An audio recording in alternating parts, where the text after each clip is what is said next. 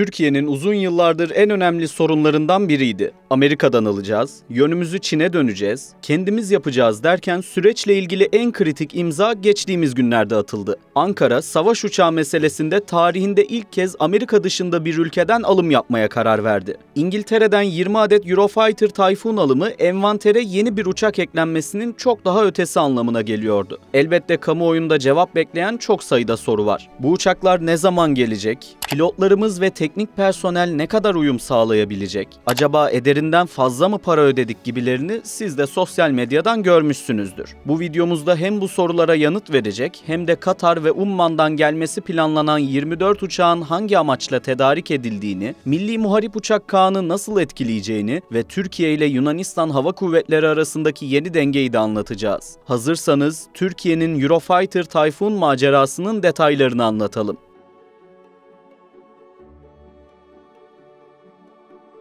Aslında bir süredir herkesin konuştuğu ama kimsenin pek de olasılık vermediği konulardan biriydi Türkiye'nin Eurofighter Typhoon alması. Ne de olsa bugüne kadar Amerika dışında hiçbir yerden savaş uçağı almamıştık. Tüm sistemlerimiz ve lojistik hattımız F-16 ya da F-4'lere göre dizayn edilmişti. Hatta çok uzun yıllardır pilotlarımız da tamamen Amerikan uçaklarına göre eğitiliyordu. Evet, en başından itibaren ana ortaklarından biri olduğumuz F-35 projesinden bir şekilde atılmıştık. Parasını ödediğimiz uçakları da alamamıştık. Ama yine de herkesin aklında Türkiye ile Amerika'nın bir yol bulup yeniden devam edeceği fikri çok baskındı. Hatta siz de hatırlarsanız bu yönde ciddi emareler de görmüştük. İki ülkenin askeri heyetleri uzun bir süredir görüşüyordu. Cumhurbaşkanı Erdoğan'la Amerika Birleşik Devletleri Başkanı Trump'ın zirvelerinden de herkes mutlu ayrılmıştı. Konu sadece F-35'te değildi. F-16'nın en gelişmiş versiyonları için de Ankara'nın milyarlarca dolarlık yeni siparişleri vardı. Hatta uçaklarla birlikte çok ciddi sayıda füze, elektronik sistem, yedek parça da temin edilecekti.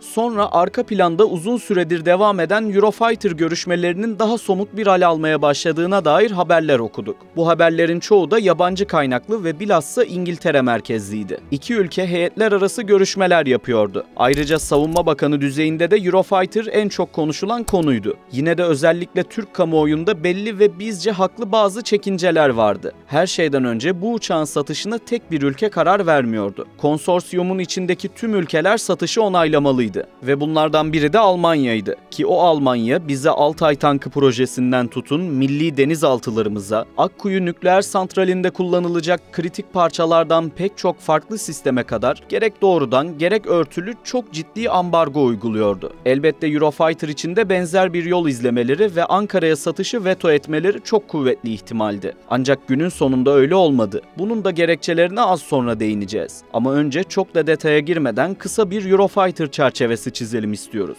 Bunun için takvimi biraz geriye saralım ve 1980'lere dönelim. Soğuk Savaş'ın tüm hızıyla devam ettiği yıllar. Avrupalı ülkelerin o günlerde en önemli sorunlarından biri Sovyetlerin envantere almaya başladığı MiG-29 ve Su-27 uçakları. Ellerinde bunlara yanıt verebilecek kendi üretimleri bir uçak yok. Avrupa'da beraber üretelim fikri o zamanlarda da baskın. Kimse maliyeti de riski de tek başına yüklenmek niyetinde değil. Günün sonunda İngiltere, Almanya, İspanya, İtalya ve Fransa yola birlikte çıktı. Öncelikli hedefleri av, önleme ve hava üstünlüğü olan bir jet tasarlayabilmekti. Ancak yola çıkarken edilen birliktelik yeminleri bir süre sonra her kafadan ayrı bir ses çıkmasıyla sekteye uğradı. Çünkü her ülke kendi risklerine göre bir uçak talebindeydi. Geriye tek seçenek kalıyordu. Neredeyse her ülkenin ihtiyacına bir şekilde cevap verebilecek çok rollü bir savaş uçağı geliştirebilmek. Hem bunun farklı avantajları da vardı. Örneğin önleme için farklı, av için farklı, hava üstünlüğü için farklı uçaklara yönelmeniz bütçede inanılmaz bir yük oluşturuyordu. Ne de olsa farklı türde her uçak yeni bir eğitim,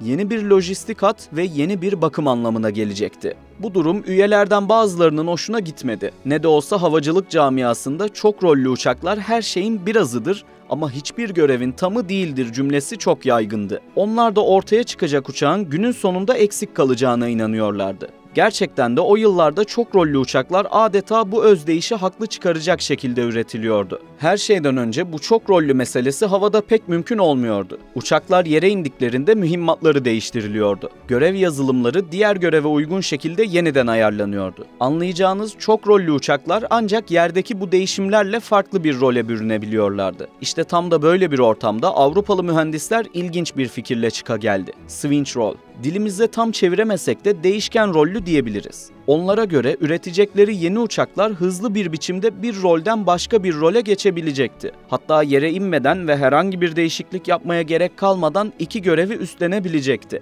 Bu bir yol haritasıydı ve kesinlikle kolay değildi. Her şeyden önce bu kabiliyete erişebilmek için ciddi zamana ihtiyaç vardı. Ancak Sovyetler de bize biraz zaman verir misiniz diyebileceğiniz bir ülke değildi. Bunun için ilk üretilen uçaklara av önleme rolü verilecekti. Yıllar içinde tüm uçaklar modernize edilecek ve Switch roll de işte o zaman aktif olarak kullanılacaktı. Uçaklarla ilgili yapılan bu paket değişikliklerinin ismi de tranche olarak anılacaktı. Öneri neredeyse konsorsiyumun tüm üyeleri tarafından kabul edilmişti. Sadece biri hariç. Fransa bu yol haritasını pek beğenmedi ve gruptan ayrıldı. Geriye İngiltere, Almanya, İspanya ve İtalya dörtlüsü kalmıştı ve kaybedecek zamanları yoktu. İlk uçağın üretimi 1989'da başladı. Az önce bahsettiğimiz çok rollü uçak yani Switch roll hayali ise ancak 2013'te gerçek olabildi ve o uçaklar Tranche 3 olarak kodlandı. Eurofighter'ın teknik detaylarına çok girip sizi yormak istemiyoruz. Çünkü bugün ana konumuz Türkiye'nin yeni savaş uçakları alması. Bu nedenle Tranche 3 ve 4 üzerinden ilerliyoruz. İngiltere ile imzalanan sözleşme bildiğiniz üzere ilk etapta 20 adet Tranche 4 uçağı kapsıyor. Ancak konuya hakim kaynaklar Türkiye'nin Umman'dan 12, Katar'dan 12 olmak üzere 24 uçak daha alacağını belirtiyor. Umman'dan gelecek uçaklar Tranche 3 modeli. Bu güncelleme ile birlikte uçaklar yeni bir yazılım paketiyle, sensörlerle ve füze uyarı sistemleriyle donatıldı. Tüm Eurofighter modelleri arasında kısa ismi AESA olan aktif faz dizili radarla donatılan ilk uçaklar Tranche 3'ler oldu. Umman sipariş verdiği 12 uçağı 2017 yılında teslim aldı. Katar'ın teslim aldığı uçaklarsa daha yeni. Onlar bu serüvene 2022'de başladı. Gerek Umman, gerek Katar'ın teslim aldığı uçaklar Tranche 3A olarak biliniyor. Paket isimleri aynı olsa da uçakların birbirinden farklı olduğunu belirtelim. Umman'ın teslim aldığı uçaklar ilk üretilen Tranche 3A modeli. Bu nedenle Captor-M olarak bilinen mekanik radarlara sahip. Captor-M çok kabiliyetli bir mekanik radar olmasına rağmen günümüzün aktif faz dizili radarlarının gerisinde kalıyor. Katar'ın uçakları ise Captor-E veya ECRS MK0 olarak bilinen aktif faz dizili radarlara sahip. Türkiye neden ikinci el uçak alıyor ya da ikinci el uçak almak kötü bir şey mi sorusuna yanıt verelim. Birincisi, Türkiye zaman açısından biraz sıkışık bir takvime girdi. Elimizdeki savaş uçakları eski ve biz onları bir hayli yoğun kullanıyoruz. Evet, göz bebeğimiz Milli Muharip Uçak Kaan'ı hepimiz bekliyoruz. Ancak onun da tam anlamıyla operasyonel olması için en az 5-6 seneye ihtiyacımız var. Haliyle bu ara dönemde kullanabileceğimiz ve yükümüzü alacak bir formül şarttı. Sıfır uçak almak isterseniz hatlar dolu. Çünkü çoğu ülkenin siparişi var. Eğer tüm uçaklarımız sıfır olsun diye diretseydik 2035-2040 aralığını beklemek zorunda kalacaktık. Ki bu tarihe pilotların eğitimi, füzelerin tedariği, milli mühimmatların entegrasyonunu da eklediğinizde tünelin sonu pek de iyi bir yere çıkmıyor. İkinci ele yönelmemizin temel nedeni aslında bu darboğaz. Umman ve Katar'dan gelecek uçakların 12-18 ay içerisinde teslim edilmesi bekleniyor. Ki bu da gerçekten çok ama çok iyi bir süre. Gelelim diğer konuya. İkinci el uçak almak kötü bir şey mi? Hayır değil. Bunu hamaset için söylemiyoruz. Gerçekten de değil. Bir kere şunu net bir şekilde vurgulayalım. Türkiye, dünyanın en iyi uçak işleten ülkelerinden biri. Bakım personellerimiz alanında son derece uzman. Katar'da, Umman'da ellerindeki uçakları çok ama çok az kullandı. Umman'ın işletim maliyetlerini karşılayamadığı için elindeki tüm uçakları vermeye hazır olması boşuna değil. Zaten maliyetten kaçındıkları için envanterdeki uçakların bazıları sadece test uçuşuna katıldı. Katar ve Umman'dan gelecek platformların uçak başı uçuş saatleri bir hayli düşük. Uzmanlar bu uçakların operasyonel ömürlerinin henüz başında olduğu görüşünde. Modern savaş uçaklarının kullanım ömrü 6.000 ila 8.000 saat arası değişiyor. Katar ve Umman'daki uçaklar için 200 ila 500 saat civarı kullandığı yönünde açık kaynaklara yansıyan bilgiler var. Bu nedenle ikinci el olarak lanse edilen uçaklar neredeyse sıfır ayarında.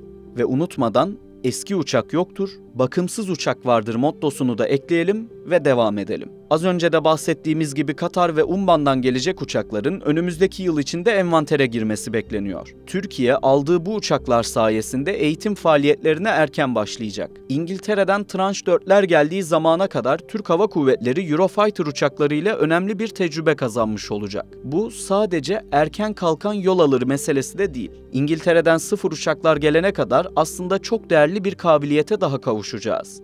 Türkiye, Katar'dan gelecek uçaklar sayesinde AESA radarlara sahip 24 gelişmiş savaş uçağına sahip olacak. Uçakların yanı sıra Meteor, Brimstone ve Storm Shadow füzeleri ve çok sayıda mühimmat satın alınacak. Mühimmat demişken hepinizin aklındaki o kritik soruya da yanıt verelim. Türkiye'nin yerli ve milli imkanlarla geliştirdiği füze ve mühimmatlar Eurofighter'lara entegre edilebilecek mi? Bu konuda resmi açıklama yok. Ancak kamuoyunda bu yöndeki beklenti haberlere de konu oldu. Ve bugüne kadar ne Türkiye ne İngiltere tarafı hayır, Türk füzeleri için bir çalışma olmayacak demedi. Sektöre hakim isimler İngiltere ile bu konuda çok net anlaşıldığını iddia ediyor. Ancak resmi bir açıklama olmadığı için biz bunu doğrulayamıyoruz. Eğer iddialar doğruysa Türkiye günün sonunda Bozdoğan, Gökdoğan ve Gökhan gibi çok sofistike füzeleri entegre edebileceği AESA radarlı bir uçağa kavuşmuş olabilir. Ki bu da gerçekten bölgedeki dengeleri kökten değiştirir. Ayrıca Eurofighter uçakları Storm Shadow ve Taurus gibi 500 kilometreden uzun menzilli seyir füzelerini taşıyabiliyor.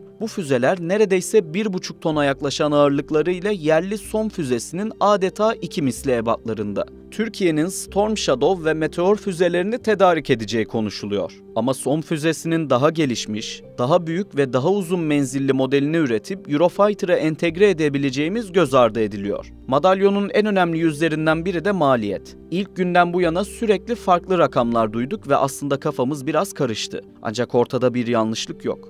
Rakamların hepsi doğru. Şöyle anlatalım. İngiltere Savunma Bakanı anlaşmanın 8 milyar pound değerinde olduğunu söyledi. Uçağın üreticisi olan BAE Systems ise 5,4 milyar pound değerinde anlaşma imzaladıklarını duyurdu. Üretici firmaya ödeyeceğimiz para 5,4 milyar pound. Ancak sadece uçağı almakla iş bitmiyor. Onu uçar vaziyette tutabilmek de hayli masraflı bir iş. Çok sayıda yedek motor, füze ve mühimmatlar, yedek parçalar derken liste uzayıp gidiyor. Bunlara pilot eğitimleri, gerekli tesislerin kurulması, lojistik maliyetler gibi kalemleri de ekleyin. İşte o zaman 8 milyar pound rakamına ulaşıyorsunuz. İmzaların atıldığı gün sosyal medyada gereğinden fazla para ödenmiş diyenler de oldu. Yeni bir uçak almadığımızı, sıfırdan bir ekosistem inşa etmek zorunda olduğumuzu ve bunu da eksiksiz yapabilmek için çok ama çok sayıda alt başlık olduğunu düşünürsek aslında bu para pek de pahalı sayılmıyor. Kaldı ki Gökvatan'ın eksiksiz korunabilmesi için fatura tuzlu da olsa ödemek zorunda olmamız da bir gerçek.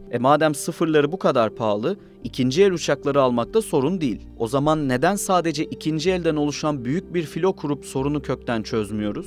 Kısaca cevaplayalım. Öncelikle ülkeler her zaman ellerindeki uçakları satmaya yanaşmıyor. İkinci el uçak bulabilmek pek mümkün olmayabiliyor. Ayrıca Türkiye'nin İngiltere'den sıfır olarak alacağı Tranche 4 versiyonlar Tranche 3'lere göre daha gelişmiş sensörlere ve silah kabiliyetine sahip. Bu özelliklerin en başında hiç şüphesiz ECRS Mk2 aktif faz dizili radar geliyor. Tranche 4 uçaklarında kullanılan EJ-200 jet motorları Tranche 3A uçaklarında kullanılan motorlara göre %15 daha fazla güç üretiyor. Ek olarak Tranche 4 uçakların gelecekte üretilecek Tranche 5 savaş uçaklarına modernize edilmesi daha az maliyetli olacak. İçeriğimizin sonuna doğru gelirken bazı sorulara da kısa cevaplar verelim istiyoruz. Eurofighter Typhoon alımı milli muharip uçak Kaan'ın üretim sürecini etkileyecek mi? Kesinlikle hayır. Kaan kendi yol haritasında devam edecek. Hatta mühendis ekibin üzerindeki daha hızlı yapım baskısı da büyük ihtimalle azalacak ve süreç belki de daha derli toplu ilerleyecek. Kaan her ne pahasına olursa olsun Türkiye Cumhuriyeti Devleti'nin gözbebeği projelerinden biri olarak süreçlerden bağımsız şekilde ilerleyecek. Türkiye bu uçaklardan memnun kalırsa daha fazla sayıda alabilmesi mümkün mü? Bu noktada İngiltere Başbakanı'nın arada kaynayan ancak çok önemli bulduğumuz bir cümlesi var. İngiltere, Türkiye'nin 20 uçaktan sonra da Eurofighter almak istemesi durumunda ellerinden gelen tüm desteği vereceklerini belirtti. Bu da eğer Ankara isterse devamında da uçak alabilir anlamına geliyor. Ancak o tarihlerde Kaan'ın hazır olması beklendiği için bu ihtimal biraz zayıf kalıyor. Bir not da alacağımız uçakların üretim süreciyle ilgili olsun. İngiltere'den gelecek uçakların tamamı orada üretilecek. Bu da İngilizler için 20.000 istihdam anlamına geliyor. Eğer Türkiye yeni sipariş vermese İngiltere'deki fabrikasının kapısına kilit vurulması çok kuvvetli bir ihtimaldi. Zaten Almanya'nın vetoyu kaldırmasında da Londra'nın o zaman biz de sizi başka projelerde baltalarız çıkışı olduğu dile getiriliyor. Ve hepimizin merakla beklediği o son soru. Türkiye'nin Eurofighter alması Yunanistan'la aramızdaki hava üstünlüğü dengesini nasıl etkileyecek? Öncelikle son yıllarda ibrenin Yunanistan'a kaydığını kabul ederek başlayalım. Ellerindeki savaş uçaklarını en güncel versiyonlara çıkarmaya çalışıyorlar. Ek olarak AESA radara sahip 24 Rafale aldılar. Ki bizim de ilk etapta 24 uçak almamız tesadüf mü, bunu size bırakıyoruz. Ayrıca Yunan tarafı Rafale uçaklarıyla Meteor uzun menzilli hava füzelerine de erişti. Bir de 250 kilometre menzilli Storm Shadow seyir füzelerini satın aldılar. Bunun yanı sıra F-35 için de Amerika'dan izni koparmış durumdalar. Biz de şimdi Eurofighter'la son derece gelişmiş radarlara, füze ve mühimmatlara, ilaveten diğer elektronik yeteneklere kavuşmuş oluyoruz. Ama işin güzel tarafı sadece bunlar değil. Biz neredeyse son 10 yıldır Ege Denizi'nin her bir noktasını an be an izleyecek İHA-SİHA grubu oluşturduk. Eskiden biz savaş uçağı kaldırıyorduk, Yunanistan'da anında savaş uçağı kaldırıyordu. Şimdi biz İHA-SİHA kaldırıyoruz, onlar hala savaş uçağı kaldırmaya devam ediyor. Aslında 10 yıldır ekonomik anlamda son derece zorlu bir süreci devam ettirmek zorunda kalıyorlar. Ve bu durum mali açıdan onları daha zor bir duruma düşürüyor. Türkiye'nin elinde neler olabilir? Bir yandan Eurofighter, diğer yanda Kaan zaten cepte. Belki Amerika'dan gelecek yeni nesil F-16'lar ve hatta F-35'leri de düşünebiliriz. Bunlara Hürjet, Hürkuş, Kızıl Elma, Anka 3, Akıncı gibi unsurları da ekleyelim. Türkiye zaten kısa zaman sonra bölgenin en tehlikeli hava gücü olma hüviyetine yeniden kavuşacak gibi duruyor. Gerisini Ankara'ya düşmanca bir tutum sergilemek isteyenler düşünsün. Ülkemizin Eurofighter macerasını dilimiz döndüğünce anlatmaya çalıştık. Aklınıza takılan bir soru varsa lütfen yorumlara yazın. Elimizden geldiğince yanıtlayalım. Ancak size sormak istediğimiz başka bir şey var. Eğer Türkiye'nin savaş uçağı alım kararı size bağlı olsaydı nasıl bir adım atardınız? Amerika'yı mı beklerdiniz? Çin ya da Rusya'ya mı yönelirdiniz? Ya da Eurofighter sizin için de en gerçekçi çözüm mü olurdu? Ya da tüm bunlardan vazgeçip bir hayli riskli olsa da Kaan'ın üretimini mi beklerdiniz? Evet, patron sizsiniz ve kararınızı merak ediyoruz. Yorumlara neyi neden seçtiğinizi yazın, üzerine konuşalım. Yeni bir videoda daha görüşmek üzere. Şimdilik hoşça kalın. Türkiye'nin uzun yıllardır en önemli sorunlarından biriydi. Amerika'dan alacağız, yönümüzü Çin'e döneceğiz, kendimiz yapacağız derken süreçle ilgili en kritik imza geçtiğimiz günlerde atıldı. Ankara, savaş uçağı meselesinde tarihinde ilk kez Amerika dışında bir ülkeden alım yapmaya karar verdi.